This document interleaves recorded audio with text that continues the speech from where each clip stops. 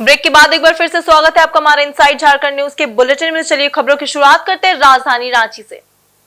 राज्यपाल संतोष कुमार गंगवार ने रांची विश्वविद्यालय के कुलपति अजीत कुमार सिन्हा के कार्यकाल में हुए प्रशासनिक और वित्तीय कार्यों की जांच के आदेश दिए हैं।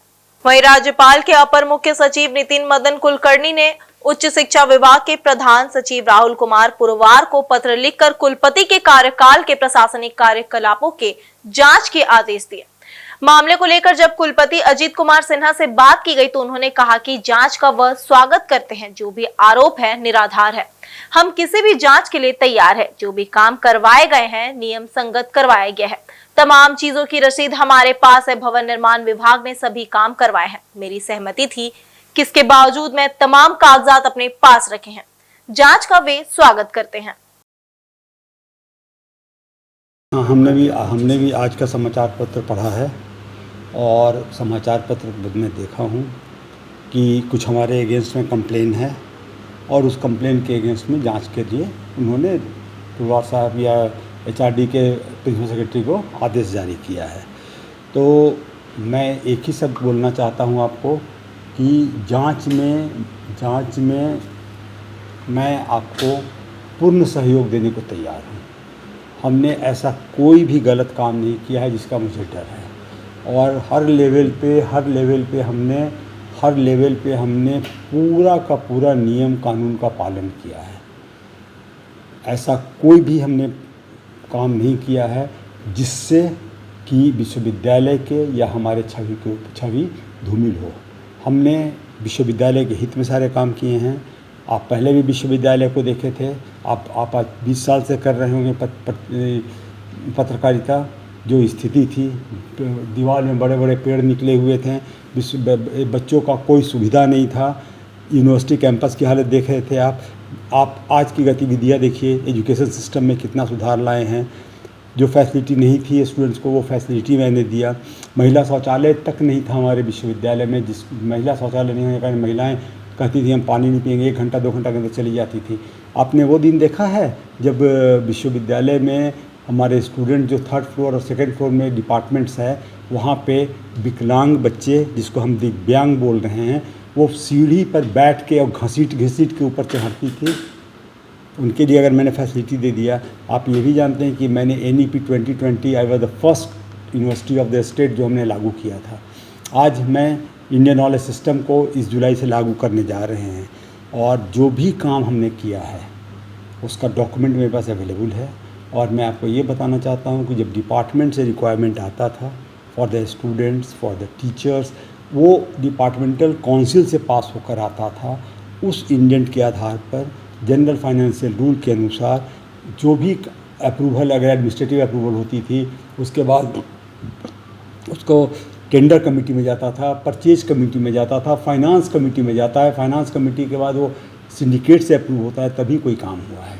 और मैंने जो पढ़ा कि ये सीनेट हॉल का भी हालत आप देखे होंगे। बड़े बड़े अजगर और कोबरा उसमें रहते थे।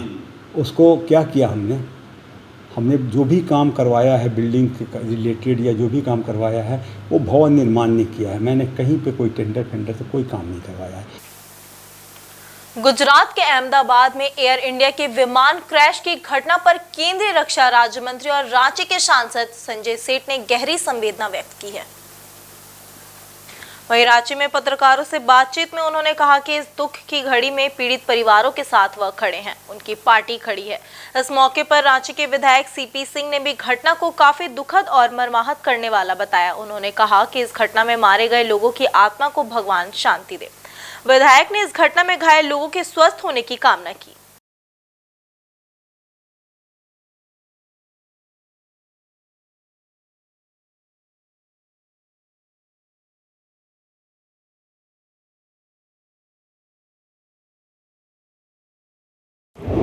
मित्रों, ऐसे ही कार्यक्रम रामगढ़ में था।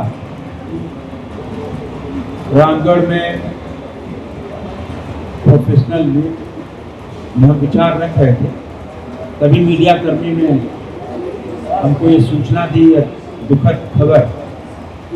मैंने अपना विचार बीच में ही रोक के हम यहाँ वापिस आए। आज इस दुख की घड़ी में उन पीड़ित परिवारों के साथ हम सब खड़े हैं, पूरी पार्टी खड़ी है। ईश्वर से प्रार्थना करते हैं कि जो लोग घायल हैं जल्दी स्वस्थ हो, सबके सुरक्षित होने की कामना करते हैं ईश्वर से। और जब मेरे को सूचना मिली तो हमने वहीं से, आज मेरे बहुत कार्यक्रम थे, इसके अलावा बुरमू में, रांची में सब कार्यक्रम हमने आज स्थगित कर दिए हैं। और हम सब, आप सब भी मीडिया कर्मी, सारे लोग ईश्वर से प्रार्थना करें कि जो लोग घायल हुए हैं उनको ईश्वर जल्दी स्वस्थ करे। और आज इस पत्रकार वार्ता को हम सब यहीं से करते हैं। जैसा कि आपको ज्ञात होगा कि आज भारतीय जनता पार्टी रांची महानगर के द्वारा सेवा, सुशासन और गरीब कल्याण के 11 वर्ष पर प्रदर्शनी का भी आयोजन था और इस पर प्रेस वार्ता थी। क्योंकि अहमदाबाद में इंग्लैंड, लंदन जाने वाली एयर इंडिया की प्लेन क्रैश कर गई है। जैसा कि सूचना मिला है कि वहां के पूर्व मुख्यमंत्री जय रूपाणी जी भी थे उसमें, तो सैकड़ों लोग हताहत हो गए और लोग घायल हो गए हैं। वैसी स्थिति में हम लोगों ने त्वरित निर्णय लिया कि आज इस दुख की घड़ी में किसी भी प्रकार का कोई कार्यक्रम नहीं होगा। सारे कार्यक्रम स्थगित किए जाते हैं। ईश्वर सभी दुर्घटना में मृत लोगों के प्रति सदा सुमन अर्पित करती है। ईश्वर उन्हें अपने श्री चरणों में स्थान दे, साथ ही घायलों को जल्द स्वस्थ होने की कामना करते हैं। और आज अभी आधिकारिक रूप से हमारे केंद्रीय रक्षा राज्य मंत्री माननीय संजय सेठ जी बताएंगे, लेकिन मेरी ओर से सारे कार्यक्रम स्थगित किए जाते हैं। इस दुख की घड़ी में हम सभी मर्माहत हैं और इसलिए यह कार्यक्रम स्थगित किया जाता है। वहीं आजसू पार्टी आगामी 22 जून को बलिदान दिवस के रूप में मनाएगी। रांची में आज पार्टी प्रमुख सुदेश कुमार महतो की अध्यक्षता में केंद्रीय समिति की बैठक में कई महत्वपूर्ण निर्णय लिए गए। बैठक में मुख्य रूप से गिरिडीह सांसद चंद्र प्रकाश चौधरी और मांडू विधायक तिवारी महतो सहित कई वरिष्ठ नेता मौजूद रहे। वहीं बैठक के बाद सुदेश कुमार महतो ने पत्रकारों से बातचीत में कहा कि 22 जून को पार्टी बलिदान दिवस के रूप में मनाएगी। मुख्य कार्यक्रम रांची में आयोजित किया जाएगा। इस मौके पर पार्टी के संघर्ष और बलिदान को याद किया जाएगा। वहीं भविष्य के कार्यक्रमों की रूपरेखा भी तैयार की जाएगी। पत्रकार से बातचीत के क्रम में सुदेश महतो ने पेशा कानून पर राज्य सरकार को भी घेरने का काम किया। उन्होंने कहा कि पेशा कानून को झारखंड में लागू करने वाली पार्टी ड्राफ्ट कर तैयार करने में 2 साल से अधिक का वक्त गुजार चुकी है। सुदेश कुमार महतो ने कहा कि राज्य में वित्तीय अराजकता के कारण वित्तीय संकट की स्थिति उत्पन्न हो गई। वहीं राज्य सरकार मैया योजना की राशि एकत्र करने में अन्य सभी योजनाओं को दरकिनार कर रही है। उन्होंने कहा कि बुजुर्गों को मिलने वाले पेंशन आज पूरी तरह से बंद कर दिया गया। विभागीय कर्मचारियों को समय पर वेतन नहीं मिल रहे हैं। वही काम पूरा करने के बावजूद भी ठेकेदारों को राशि का भुगतान नहीं किया जा रहा है। उस कमेटी ने एक्ट बनाया है, वो देश के लिए लागू है।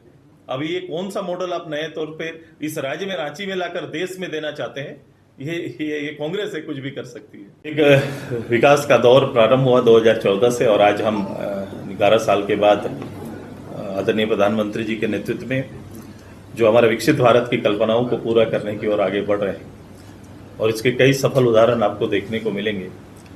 इस परिस्थिति में जब कोविड जैसा इतना बड़ा संक्रमण पूरे विश्व को प्रभावित किया उसके बावजूद फिर से उठ खड़ा होना, फिर चलना और फिर से विकास के पथ पर जाकर अपने रेशियो को कंप्लीट करना, विकास के दर को पूरा करना या विकसित और संकल्पित एक हमारा माइंडसेट है जहां पर यह सरकार काम कर रही है। इंफ्रास्ट्रक्चर जो सबसे बड़ा फोकस है हमारा, और आज उदाहरण है कि पहली बार आज़ाद भारत में अब कह सकते हैं कि जो दूरी हमारी थी, जो कहा जाता था कश्मीर से कन्याकुमारी तक, ये तो इलाका हमारा होता था, ये नारे लगते थे, लेकिन वहाँ तक पहुँच का पथ हमारा केवल एक सड़क मार्ग था, अब रेल वहाँ तक पहुँच गई है। ये सुविधा का आकलन कर सकते हैं किस लेवल पे सोचा जा रहा है और किस लेवल पे काम हो रहा है। दादाजी, शराब नीति के जमशेदपुर के टाटा मोटर्स टाउनशिप में कार्यरत एआरसी सिविल मजदूर इन दिनों भारी संकट का सामना कर रहे हैं। 4 जून को फैक्ट्री परिसर में एक मजदूर के दुर्घटनाग्रस्त होने के बाद टाटा मोटर्स प्रबंधन ने सुरक्षा कारणों का हवाला देते हुए टाउनशिप के मरम्मत कार्य को भी अस्थायी रूप से बंद कर दिया। इससे मजदूरों के सामने रोजी रोटी का गंभीर संकट उत्पन्न हो गया है।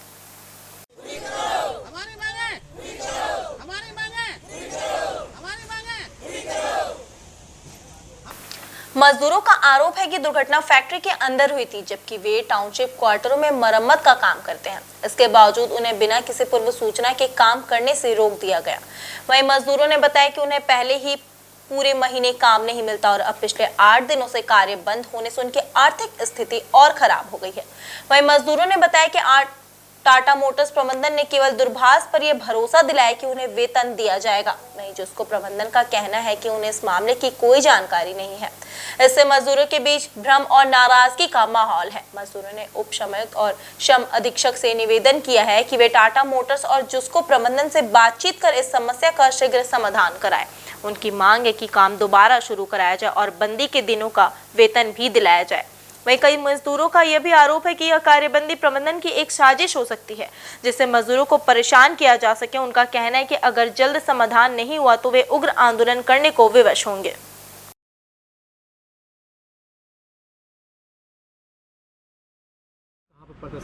हम लोग टेल्को टाउन सिविल ऑफिस में हैं। क्या है मांग आप लोग की? मांग हम लोग का कुछ नहीं है। हम लोग इतना दिन से काम करते 20 साल 22 साल, कोई ऐसा भी है कि 40 साल से काम करते हुए आ रहा है, तो काम में अचानक बैठा दिया गया है, काम बंद कर दिया। क्यों बंद कर दिया? बंद किया कि अंदर साइड क्यों कंपनी अंदर में एक तो एक्सीडेंट हुआ था, उसका वजह से आउटसाइड का भी काम बंद करा दिया। काम हम लोग का सिविल का है, लकड़ी का है और आपका चूना पेंट का भी है। मेंटेनेंस बोला जाता है इसको। मैनेजमेंट इतना ही पूरा कि अब तो हम लोग कुछ डिसीजन नहीं ले सकते हैं। कंपनी अंदर में एक एक्सीडेंट हुआ था, उसका वजह से हम लोग को टाउन सिविल का भी बंद करा। हम लोग ठेकेदार है अनिल ठाकुर जिसको कितने कर्मचारी है आपका 150 लगभग। सभी लोग धरना पर? जी हाँ। क्या समस्या आ रही है? समस्या ऐसे कुछ नहीं है, हम लोग को काम दे ताकि बच्चा लोग भी पढ़ रहा, अभी घर का भी राशन पानी चलेगा और भी तो कुछ खर्चा है, डेली कमाने खाने वाला आदमी है। तो फिर अभी तो काम से बैठा दिया, 7 दिन हो गया काम बंद करके रखा कंपनी। वेंडर का तो कोई गलती नहीं, क्योंकि वेंडर लोग तो अब काम देगा तभी जाके ये लोग काम कराएगा। हम लोग का पानो टूडू है। आप लोग कितने दिनों से इस वेंडर के पास में काम हम लोग काम करता है, ये अभी 50-60 साल हो रहा। अच्छा। हाँ। अभी क्या हुआ कि आप लोग को बैठा दिया? हम लोग को बैठा दिया, अंदर में क्या होगी बाहर में बैठा दिए। हम लोग को बाहर का कुछ पता नहीं है, बाहर में हम लोग काम करता हमेशा, हम लोग को एक बैग बैठा दिया है लोग। क्या समस्या हो रही है? कहाँ समस्या हो रहा? वो तो अंदर में क्या हुआ है, हम लोग समस्या आ रही है बताइए। हम लोग का डेली काम करने वाला आदमी है। हम लोग का एक दिन काम नहीं होने से क्या होगा, आदमी क्या खाएगा बोलो ना। यही काम से हम लोग सब कुछ करता है, बाल है, बच्चा है, सब कुछ लिखाई पढ़ाई सब कुछ इसी से होता है। हम लोग का रात से खाना बनाता है, रात 4 बजे से आके ये सुबह आके बोलता है काम नहीं है। इधर आदित्यपुर स्थित national institute of technology NIT Jamshedpur में निजी एजेंसी के अधीन कार्यरत सफाई कर्मी बीते 13 दिनों से साफ सफाई काम ठप कर हड़ताल पर है। कॉलेज प्रबंधन द्वारा 2 बार वार्ता के लिए भी बुलाया गया, लेकिन सफाई कर्मियों के समस्या का हल नहीं निकल सका है। NIT कॉलेज में कार्यरत ठेका सफाई कर्मी 13 दिनों से लगातार हड़ताल पर है। कॉलेज में कार्यरत कुल 120 सफाई कर्मियों ने हड़ताल कर रखा है। वहीं सफाई कर्मियों की मांग है कि इन्हें PF, ESI और बोनस का लाभ मिले। बताया कि सफाई ठेकेदार अमित कुमार उपाध्याय द्वारा ना तो PF, ESI की सुविधा दी जा रही है और ना ही बोनस दिया जाता है। वहीं सफाई कर्मियों की मांग है कि या तो ठेकेदार या फिर NIT प्रबंधन इन्हें PF, ESI और बोनस उपलब्ध कराए। इधर हड़ताली सफाई कर्मियों को झारखंड लोकतांत्रिक क्रांतिकारी मोर्चा जेएलकेएम का समर्थन प्राप्त है। जेएलकेएम के समर्थन से सभी सफाई कर्मियों ने हड़ताल जारी रखा है। वहीं जेएलकेएम के नगर अध्यक्ष प्रदीप कुमार महतो ने बताया कि 2 बार एनआईटी कॉलेज डायरेक्टर और चेयरमैन से बोनस, पीएफ, ईएसआई जैसे मुद्दों पर वार्ता हुई है, लेकिन वार्ता में कोई हल नहीं निकल सका है। वहीं जेएलकेएम नगर अध्यक्ष प्रदीप कुमार महतो ने बताया कि 2020 से लेकर 2023 तक सभी सफाई कर्मियों को बोनस की राशि अदा की गई है, लेकिन 2 सालों से बोनस की राशि काट दी गई। इन्होंने बताया कि सफाई कर्मियों की मांगे नहीं माने जाने पर आगे आंदोलन तेज किया जाएगा।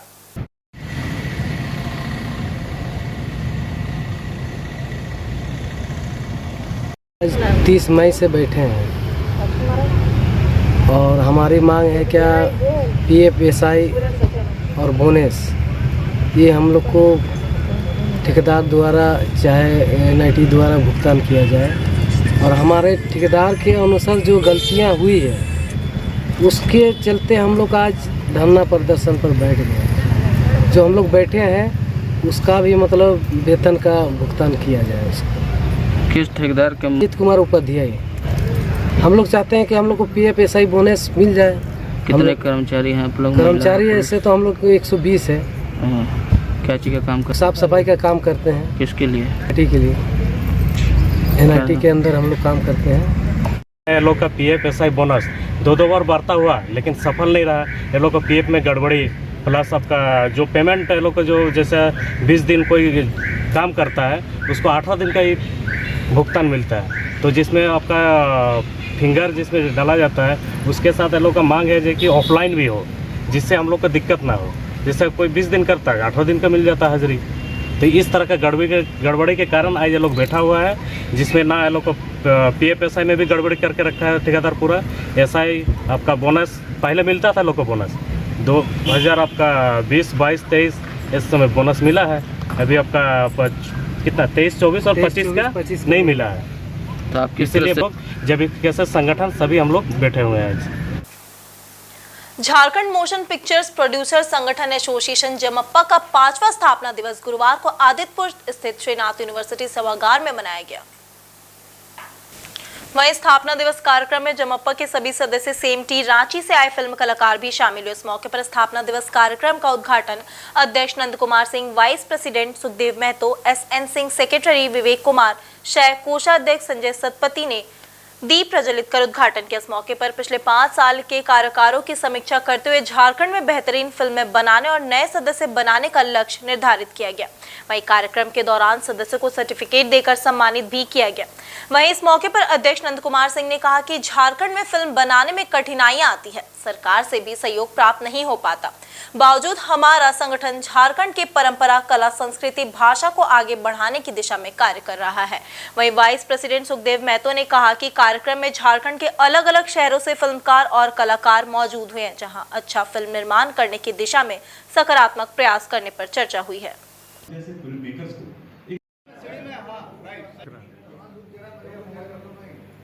को जेम्पा का 5वां स्थापना दिवस है। 2020 में हम लोगों ने इसकी शुरुआत की थी और झारखंड को फिल्म जगत के नक्शे पर, झारखंड फिल्म जगत पर उद्देश्य था और उसके लिए हम लगातार यहाँ काम करते आ रहे हैं। लेकिन क्या है कि यहाँ फिल्म में बहुत सारी कठिनाइयाँ आती है, संसाधन की कमी है, बजट की कमी है, सरकार से भी समुचित सहयोग नहीं मिल पा रहा है। फिर भी हमें हिम्मत नहीं हारा है और हम इस प्रयास में लगे हुए हैं कि झारखंड को, यहाँ की कला संस्कृति को, यहाँ की परंपरा को, यहाँ की भाषा को फिल्मों के माध्यम से देश विदेश से पहुंचाए। और जिम्पा इसमें आगे बढ़ रही है। अब हम आपके माध्यम से चाहते हैं कि सरकार को तो हमको सहयोग करे तो हम झारखंड का नाम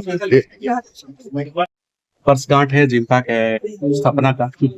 आज हम लोग प्रांगण में राज्य भर के अलग अलग शहरों के काफी अतिथि आए हुए थे और काफी सफल आयोजन रहा।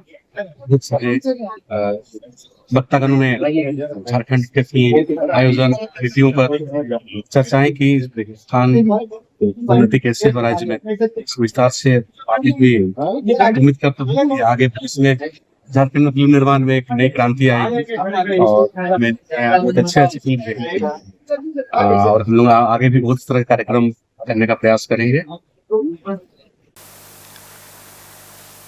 वहीं उपायुक्त श्री कर्ण सत्यार्थी ने बोड़ाम प्रखंड मुख्यालय स्थित जिला परिषद भवन डाक बंगला पहुंचकर पहाड़िया, सबर और खड़िया आदिम जनजातीय समुदाय से संवाद किया। यह संवाद विशेष रूप से वन धन विकास केंद्र के तहत शहद प्रोसेसिंग से जुड़ी महिलाओं व परिवारों की आजीविका एवं विपणन की चुनौतियों पर केंद्रित रहा। इस दौरान उन्होंने आदिम जनजाति परिवारों के सरकारी योजनाओं से आच्छादन आदि की जानकारी ली। वहीं इस अवसर पर उपायुक्त ने कहा कि शहद प्रोसेसिंग का काम कर रही महिलाओं से मिलना और उनकी गतिविधियों को नजदीक से समझना मेरा मुख्य उद्देश्य था। हमें देखना है कि कैसे इन प्रयासों को और बढ़ाया जाए, कैसे इनके उत्पादों के लिए नए और स्थायी बाजार तलाशे जाए ताकि इनकी मेहनत का सही मूल्य मिल सके। उन्होंने आगे कहा कि बोड़ाम जैसे क्षेत्रों में केवल शहद नहीं बल्कि अन्य आजीविका आधारित कार्य भी हो रहे हैं। जिला प्रशासन का यह प्रयास है कि इन कार्यों को संस्थागत रूप से गति दी जाए ताकि समुदाय की प्रति व्यक्ति आय में निरंतर वृद्धि हो सके। हम यह भी देख रहे हैं कि योजनाओं के क्रियान्वयन में अगर कहीं कोई कमी है तो उसे कैसे दूर किया जाए। उपायुक्त ने स्पष्ट किया है कि जब कोई नया उत्पाद बनता है तो शुरुआती दौर में सबसे बड़ी चुनौती बाजार की होती है। यह हमारी जिम्मेदारी है कि इन समुदायों द्वारा बनाए गए उत्पादों को अच्छे बाजार से जोड़ा जाए और उन्हें व्यापक पहचान दिलाई जाए।